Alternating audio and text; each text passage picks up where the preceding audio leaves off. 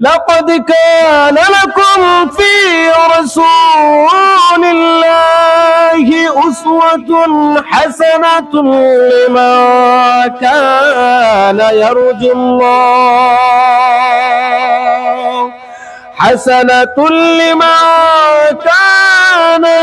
الله واليوم الآخر وذكر الله كثيرا। আল্লাহ রাব্বুল আলামিন বলেন, তোমাদের জন্য রয়েছে উসওয়াতুন হাসানা, উত্তম আদর্শ, উত্তম নমুনা। উসওয়াতুন শব্দের অর্থ হলো নমুনা, অর্থাৎ রাসূলের জীবনের ভিতরে, রাসূলের মধ্যে রয়েছে উত্তম নমুনা। কাদের জন্য? আল্লাহ রাব্বুল আলামিন সেখানে তিনটা গুণের আলোচনা করেছেন। এই তিনটা গুণ যাদের ভিতরে থাকবে, এই তিনটা বৈশিষ্ট্য যাদের ভিতরে থাকবে, তাদের জন্য হলো রাসূল নমুনা আর আদর্শ, উত্তম আদর্শ। এই তিন শ্রেণীর গুণ, এই তিনটা গুণ যে মানুষের ভিতরে থাকবে, এই মানুষগুলি ওই প্রকৃত পক্ষে আল্লাহ রাসূলের অনুসরণ আর অনুকরণ করে। এই তিনটা গুণের কথা আল্লাহ রাব্বুল আলামিন এই আয়াতের ভিতরে বলিয়া দিয়া এটা পরিষ্কার করে দিলেন যে সারা পৃথিবীর সবাই রাসূলকে মানে না, সবাই রাসূলকে অনুসরণ করে না। যেমন মুনাফিকরা রাসূলকে মানে না, মুনাফিকরা রাসূলকে আদর্শ হিসাবে গ্রহণ করে না, কাদিয়ানীরা রাসূলকে শেষ নবী হিসেবে মানে না। এটা পরিষ্কার করার জন্যই আল্লাহ রাব্বুল আলামিন কুরআনুল কারীমের এই আয়াতখানা নাযিল করিয়া এখানে তিনটা নিদর্শন বলিয়া দিলেন। এই তিনটা গুণ যারা বিশ্বাস করবে, এই তিনটা গুণ যাদের ভিতরে থাকবে, একমাত্র তারাই নবীকে মানবে, একমাত্র তারাই নবীজির আদর্শ অনুসরণ করবে। নবীজির চরিত্রগুলি তারা পড়িয়া তারা সুন্নত মোতাবেক তাদের জীবনটাকে পরিচালিত করবে। এটা বলেছেন স্বয়ং আল্লাহ। তিনটা গুণের ভিতরে এক নাম্বার গুণ আল্লাহ রাব্বুল আলামিন বলেন,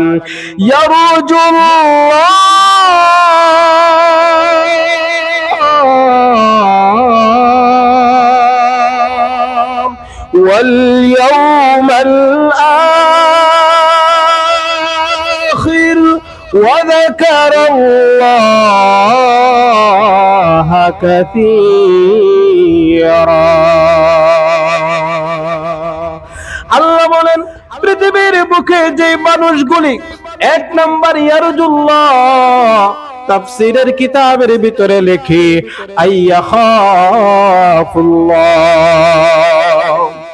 অর্থাৎ যাদের ভিতরে আল্লাহর ভয় আছে, ইয়ারজুল্লাহ আইয়াখাফুল্লাহ, যারা আল্লাহকে ভয় করে, যারা আল্লাহকে আল্লাহ হিসাবে মানে, যাদের দিলের ভিতরে আল্লাহ রাব্বুল আলামিনের ভয় আছে, এই সকল লোকদের জন্য হলো রাসূল আদর্শের নমুনা স্বরূপ। তাহলে আল্লাহর ভয় যাদের ভিতরে নাই, তাদের কোন দুনিয়াতে কোন ধরনের পাক পরোয়া নাই, তারা কোনো কিছুর ভয় তারা দুনিয়াতে করে না। এজন্য বলেন, যারা রাসূলের সৈনিক হবে, যারা রাসূলের আদর্শকে গ্রহণ করবে, রাসূলকে যারা নমুনা হিসাবে গ্রহণ করবে, তাদের জন্য এক নাম্বার বৈশিষ্ট্য হলো আল্লাহর ভয় তাদের অন্তরের ভিতরে থাকতে হবে। দুই নম্বর আল্লাহ রাব্বুল আলামিন বলেন, ওয়াল ইয়াউমাল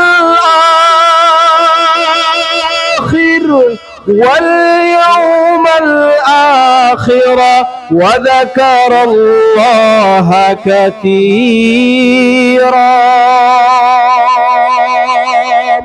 দুই নম্বর এবং তিন নম্বর আল্লাহ রাব্বুল আলামিন বলেন, সবার জন্য রাসূলের আদর্শ নয়, এক নাম্বার আল্লাহর ভয়, আল্লাহর ভয়।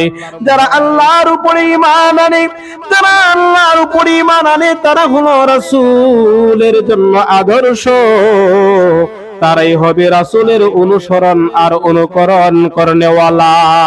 2 নাম্বার ওয়াল ইয়াউমাল আখির, যারা আখিরাতের দিবসের উপর বিশ্বাস স্থাপন করে, যারা আখিরাতের দিবসের ভয় যাদের অন্তরের ভিতরে আছে, মরণের পর সেই হাসরের মাঠ কায়েম হয়ে যাবে।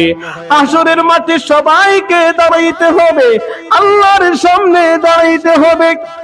আমার আপনার জীবনের হায়াতের জিন্দেগি নিয়া আল্লাহ তাআলা যখন আমাদেরকে প্রশ্ন করবে, ও বান্দা 50 বছর, 60 বছর, 70 বছর, 80 বছরের হায়াতের জিন্দেগি তোদেরকে দিছিলাম, এই হায়াতের জিন্দেগির ভিতরে তোমরা কি করেছো? এই হাসরের ময়দানের ভয় যাদের ভিতরে থাকবে, এই জবাবদিহিতার ভয় যাদের ভিতরে থাকবে, এই মানুষগুলির ভিতরে আল্লাহর ভয় অটোমেটিক ঢুইকা যাবে। বিচারের আওতাধীন আসতে হবে, এই চিন্তা ধ্যান ধারণা যাদের ভিতরে থাকবে, এই মানুষগুলি অন্যায় করতে পারে না।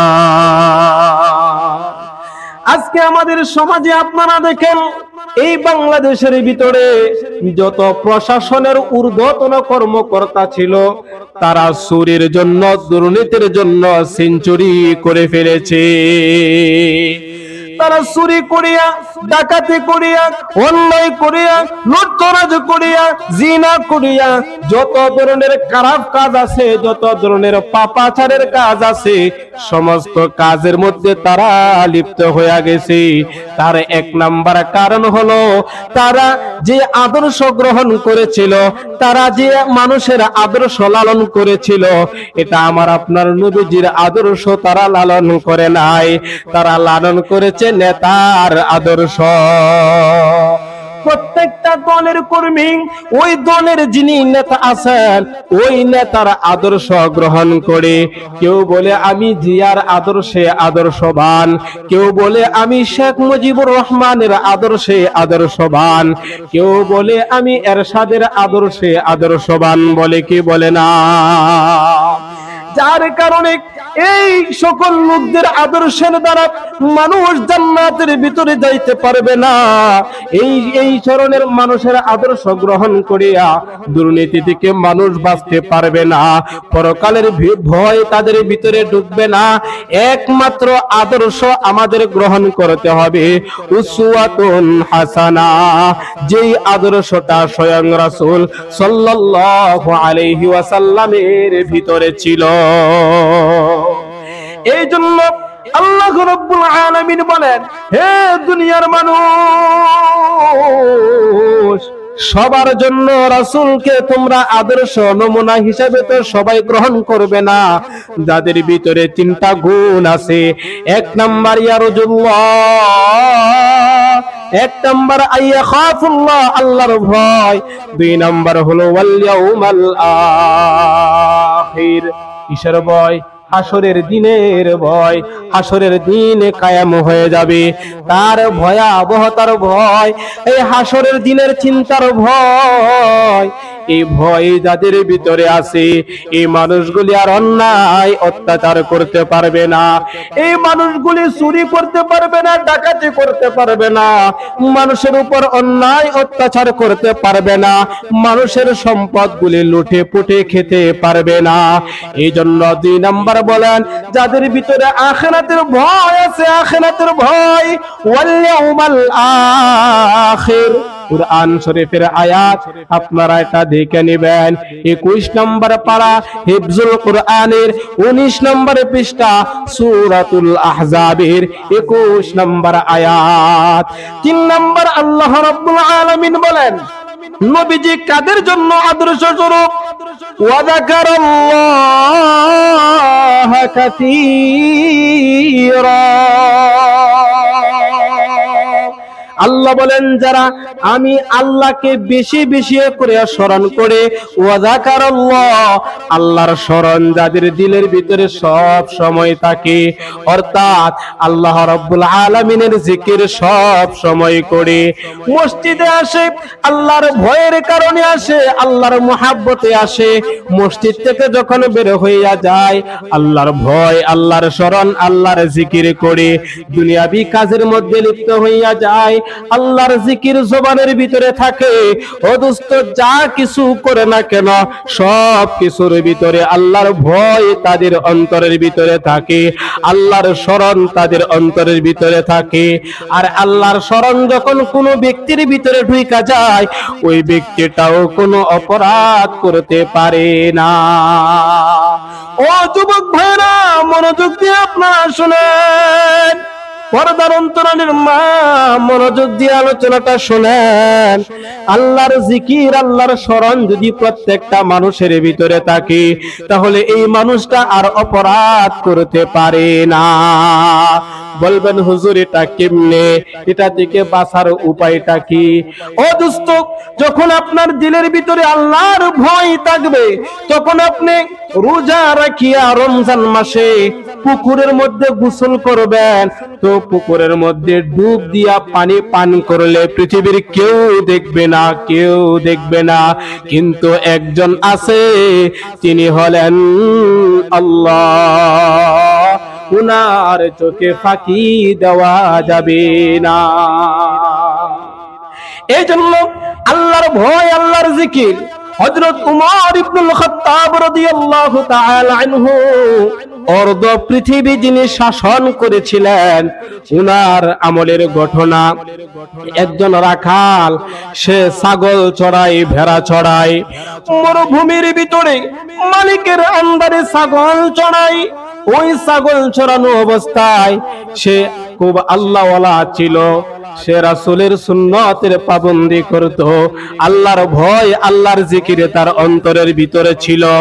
ওই রাখাল সেখানে ছাগল চড়ায়, আর উমর ইবনুল খাত্তাব রাদিয়াল্লাহু তাআলা আনহু, তিনি তো এমন এক বাদশা ছিলেন, রাত্রিবেলা সিভিল বেশে সাধারণ মানুষের পোশাক পরিধান করিয়া তিনি বের হইয়া যাইতেন, দিনের বেলাও বিভিন্ন এলাকায় চলিয়া যাইতেন, যে এলাকার মানুষগুলি ওনাকে ভালো করে চিনে না। হযরত উমর সফরের মধ্যে বের হয়ে গেছে, তো ওই মরুভূমির মধ্যে ছাগল চড়াইতেছে। হযরত উমর রাখালকে পরীক্ষা করার জন্য, রাখালের দিলের ভিতরে আল্লাহর ভয় কতটুকু আছে এটা পরীক্ষা করার জন্য উমর ইবনুল খাত্তাব রাদিয়াল্লাহু তাআলা আনহু ডাক দিয়ে বলে, ও রাখাল, আমি একজন মুসাফির মানুষ, সফর করার জন্য বের হয়েছি, আমার কাছে এখন পানি নাই, আমার পানির পিপাসা লেগেছে, সুতরাং তুমি যদি তোমার ওই ছাগলগুলি থেকে একটু দুধ দহন করিয়া আমাকে দাও তাহলে আমার পিপাসা নিবারণ হবে। রাখাল লোকটি ডাক দিয়ে বলে, ও ভাই, রাখাল উমরকে চিনে না, রাখাল উমরকে দেখে চিনতে পারে নাই, উনি যে আমাদের বাদশা, উনি যে আমাদের আমির। রাখাল ডাক দিয়ে বলে, ও ভাই, এই যে ছাগলগুলি আছে, এই ছাগলগুলি তো আমার নিজস্ব ছাগল না, এই ছাগলের একজন মালিক আছে, মালিকের অনুমতি ব্যতীত আমি দুধ দহন করে আপনাকে দিতে পারবো না। হযরত উমর রাদিয়াল্লাহু তাআলা আনহুর ভিতরটা আনন্দে ভরে গেছে, আবার আরেকটু কঠিন পরীক্ষা করার জন্য ডাক দিয়ে বলে, ও রাখাল, তোমার মালিক, তোমার যে মনিব, এই ছাগলের যে মালিক, এই মালিক তো এখানে নাই, সুতরাং তুমি আমাকে একটু দুধ পান করাইয়া দাও, একটা ছাগলকে জবাই করো, তুমিও খাও আমিও খাই, এবং এর বিনিময়ে তোমাকে কিছু টাকা হাদিয়া, দিনার দিরহাম দিয়া দেই। রাখাল ডাক দিয়া বলে, ও ভাই, এখানে আমার ছাগলের মালিক নাই, আমার মনিব এখানে নাই, কিন্তু এই মনিব দেখবে না, আমার তো আরেকজন মালিক আছে, আমার আরেকজন মালিক আছে, মনিব আছে, আমার আরেকজন মালিক আছে, এই মালিকের চোখে তো ফাঁকি দেওয়া যায় না, তিনি হলেন আমার আল্লাহ। আল্লাহর ভয়, আল্লাহর জিকির, আল্লাহর স্মরণ তার দিলের ভিতরে কাজ করতেছে। রাখাল ডাক দিয়ে বলে, ও ভাই, দুনিয়ার এই মালিকের চোখে আমি ফাঁকি দিতে পারবো, কিন্তু আমার আল্লাহর কুদরতি চোখে তো আমি ফাঁকি দিতে পারবো না। হযরত ওমর চোখের পানিগুলি সারিয়ে দিয়া অটোমেটিক দিল থেকে কান্নার ঢেউ এসে গেল। হযরত ওমর কাঁদিয়া ডাক দিয়ে বলে, ও রাখাল, তোমার মতো যত মানুষ যতদিন পর্যন্ত এরকম পরহেজগার ওয়ালা মানুষ পৃথিবীর বুকে থাকবে, ততদিন পর্যন্ত আল্লাহ রাব্বুল আলামিন এই পৃথিবী কিয়ামত করবে না। অর্থাৎ রাখালের ভিতরে আল্লাহর ভয়। রাখাল উত্তর দিল, ফাআইনাল্লাহ, তাহলে আমার আল্লাহ কোথায়? আমার আল্লাহ তো একজন মালিক আছে। ও দোস্ত, মনোযোগ দিয়া শুনেন, এই বয়ানটা যারাই শুনতেছেন, একটা কথা মনের মধ্যে আজকে গেঁথে নেন যে কেউ দেখে না, কেউ দেখে না, একমাত্র আল্লাহ সব কিছু দেখে কি দেখে না। আপনি গোপনে যা কিছু করেন পৃথিবীর মানুষের চোখে ফাঁকি দেওয়া যায়। ঘরের অন্ধকারের ভিতরে দুষ্ট গুনাহের কাজ করা যায়, অনেক কিছু করা যায়, গোপনে গোপনে অনেক পাপের কাজ করা যায়, অনেক অন্যায় কাজ করা যায়, কিন্তু ওইগুলি তো দুনিয়ার মানুষের চোখ থেকে বাঁচার জন্য এটা করা হয়, কিন্তু আল্লাহর চোখ থেকে তো ফাঁকি দেওয়া যায় না। এই জন্য আমার আপনার নবী আদর্শ হলো যাদের ভিতরে তিনটা গুণ আছে। সবাই মনোযোগ দিয়ে শুনেন, এই তিনটা গুণকে মুখস্থ করে রাখেন। এক নাম্বার হলো আইয়ারজুল্লাহ আইয়াখাফুল্লাহ। এক নাম্বার আল্লাহর ভয় দিলের ভিতরে কাজ করবে, তাদের জন্য হলো নবীজি উসওয়াতুন হাসানা। দুই নাম্বার হাসরের দিনের উপর যারা বিশ্বাস স্থাপন করে, জবাবদিহিতার কথা যারা বিশ্বাস স্থাপন করে, তাদের জন্য হলো আল্লাহর নবীজি উসওয়াতুন হাসানা। তিন নাম্বার হলো আল্লাহর জিকির যারা সব সময় করে, আল্লাহ রাব্বুল আলামিনের স্মরণ যাদের দিলের ভিতরে সব সময় থাকে, তাদের জন্য হলো আমাদের নবী উসওয়াতুন হাসানা। এই জন্য আল্লাহ রাব্বুল আলামিন এই আয়াতের ভিতরে ডাক দিয়ে বলেন, লাকাদ কানা লাকুম ফি রাসূলিল্লাহ, লাকাদ কানা লাকুম ফি রাসূলিল্লাহি উসওয়াতুন হাসানাতুন লিমা কানা ইয়ারজুল্লাহ ওয়াল ইয়াউমাল আখির ওয়া যাকারাল্লাহা কাসীরা। আমার ভাইয়েরা, এই জন্য আজকের থেকে এই নিয়ত করা, এই ওয়াদা করা, এই রবিউল আউয়াল মাসটিকে শিক্ষা গ্রহণ করা, নবীজিকে মানতে হলে তিনটা জিনিস আমাদের এই ভিতরে রাখতে হবে। তিনটা জিনিসের বিশ্বাস আমাদের অন্তরের ভিতরে যদি আমরা রাখতে পারি, তাহলে আমরা নবীজিকেও আদর্শ হিসাবে গ্রহণ করতে পারবো। আল্লাহ তাআলা বলনেওয়ালা শুননেওয়ালা আমাদের সবাইকে আমল করার তৌফিক দান করুন, বলুন আমিন।